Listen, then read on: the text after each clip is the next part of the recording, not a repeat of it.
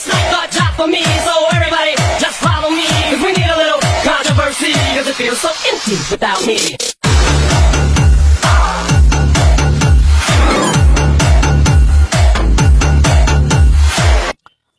Ini berita hoax ini. Siapa bilang Jakarta banjir itu? Nggak ada Jakarta banjir. Yang ada itu parkir air. Sekali lagi, parkir air. Beliau ini kan orang cerdas, orang pinter. Nggak mungkin ada banjir di Jakarta. Yang ada parkir air itu, saudara-saudara ya. Wah, ini lagi-lagi berita hoax. Kan barangkali airnya menyambut ya dengan gembira atas pencapresan Pak Anies oleh Partai Nasdem, sehingga berbondong-bondong datang ke Jakarta ya. Karena lahannya parkir air tidak ada, maka air-air itu parkir di jalan, parkir di halaman, kadang ada yang masuk ke rumah. Jadi itu ya, agar para pemirsa, para viewer, para netizen tahu, ingat, Jakarta tidak akan pernah ada banjir selagi yang jadi gubernur Pak Anies ya. Karena yang ada hanya parkir air. Kan itu orang pinter itu ndak ada. Parkir air itu ndak ada.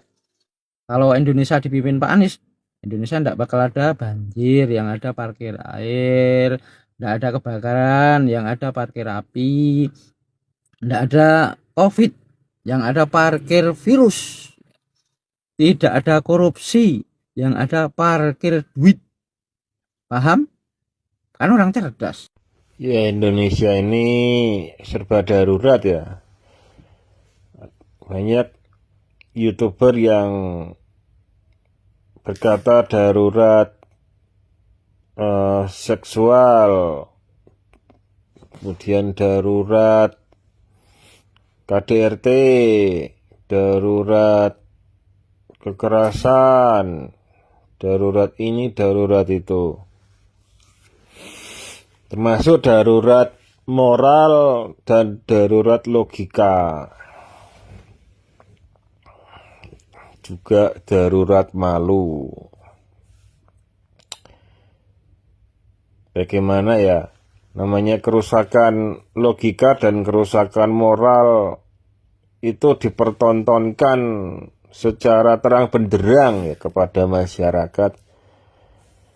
Dan ada aja tuh pihak-pihak yang mendukung, yang mensupport, yang mengikuti dan lain sebagainya, itu ada aja di negara ini. Ya tentu saja ya pasti ada kontra ya. Yang kontra atau yang melawan atau yang tidak sepihak dengan kerusakan-kerusakan itu ya, apalagi itu semakin dipertontonkan secara umum. Yang dirugikan itu ya masyarakat, rakyat sebenarnya yang dirugikan. Tapi di dalam rakyat itu pun banyak juga yang secara terus terang itu mendukung, mensupport pejabat-pejabat yang rusak logikanya, rusak moralnya. Ya gimana ya? Kalau nggak dilawan ya tambah parah, negara ini semakin cepat hancurnya. Pengalaman saya jam 1, jam 2 malam saya nggak pernah lihat Jakarta macet. Artinya Jakarta itu tidak identik dengan macet. Kalau jam 1 sampai jam 3 pagi itu bisa dibikin nggak macet. Kenapa jam 1 sampai jam 4 sore bisa macet? Ya karena orang kerja. Makanya kita usahakan siang orang tidur semua yang nggak macet. Ini serius nih Pak, karena kalau udah macet nih kita sampai nggak bisa jalan gitu masalahnya. Ini tinjauan teknis ya.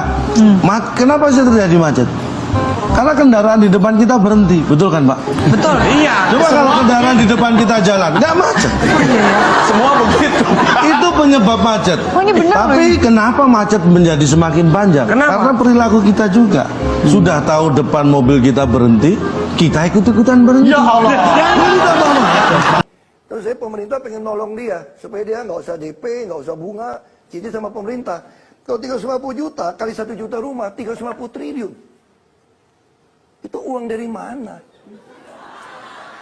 Itu yang saya maksud gitu loh. Baik. Jadi ngomong gampang, banyak yang mau jual rumah, nggak ada duit beli. Pak Anies singkat 30 detik, 30 detik dan nanti 30 detik untuk Anda. Pilihannya sederhana. Gubernur yang putus asa melihat kenyataan itu atau gubernur yang mau mencari solusi melihat Baik. kenyataan itu? Baik. Itu aja. Baik, Jadi, kita dengarkan. Pak Ahok. saya jelasin dikit nih.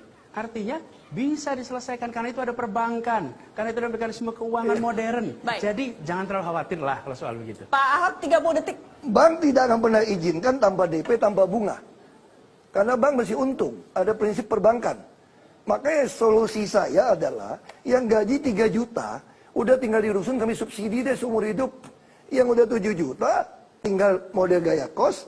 Yang di atas 10 juta, Baik. kita baru jual ke mereka gitu loh. Singkat Pak Anies. Jadi ada solusinya nih. Begitu ada keberpihakan, solusi banyak sekali muncul. Solusi misalnya begini, pemerintah bisa menanggung bunganya, bisa sekali. Bahkan peraturan Gubernur BI mengizinkan bila ini adalah program pemerintah pusat atau pemerintah daerah. Jadi problem di sini adalah keberpihakan. Begitu Pak berpihak, Basuki, solusi Pak banyak Basuki sekali. terakhir. Saya orang keuangan ya, saya agak bingung juga. APBN 2000 triliun. Kalau buat beli 1 juta rumah 350 triliun, Baik. ini mau bangun apa lagi kita untuk Saya rumah? ingatkan, Terus kita orang bisa bangun jual rumah. lagi di rumah. Enggak, Udahlah, saya- saya kira solusi yang kami berikan. Baik. Saya nggak suka bohongin orang untuk pilkada gitu aja. Saya mesti ngomong jujur. Ada 13 sodetan Kali Ciliwung yang nggak diapa-apain sama Pak Anies selama 2 tahun ini. Di mana saja yang sudah dilakukan itu, Pak? Jadi hampir semua ini ya, hampir semua sungai-sungai itu yang ada bagaimana diupayakan untuk dilakukan normalisasi. Oke. Silakan Di Pak mana Gembong. yang sudah dinaturalisasi Pak Yani? Ya, saya kira tadi dari sungai-sungai yang ada ya, memang bagaimana dijaga ya. Di mana lokasinya? Ya dari sungai-sungai yang ada lah. Ya termasuk Iya, tunjukkan aja, tunjukkan Pak Yani, tunjukkan kepada saya kali mana dari 13 aliran sungai itu yang sudah dilakukan naturalisasi. ini artinya kan normalisasi melakukan pemulihan ya. Naturalisasi. Ya, nah justru tadi kalau memang dilakukan betonisasi Di wilayah mana saja yang sudah dilakukan oleh ya saya Anies Baswedan? ya, saya kira ada seperti sungai-sungai kecil ya. Orang yang baik dengan tujuan yang baik harap berani bersuara. Perlu diperhatikan banyak pejabat ya yang hanya mementingkan dirinya sendiri ataupun kelompok kecilnya sendiri daripada mementingkan manfaatnya bagi masyarakat luas, manfaatnya bagi masyarakat Bhinneka Tunggal Ika itu banyak terabaikan. Banyak pejabat itu berani berbohong, berani berkelit, walaupun mengakunya sebagai mayoritas beragama. Mayoritas yang kualitasnya macam apa? Mayoritas bagaimana? 77 tahun Indonesia merdeka itu bagaimana hasilnya? Bagaimana karakter mayoritas bangsanya?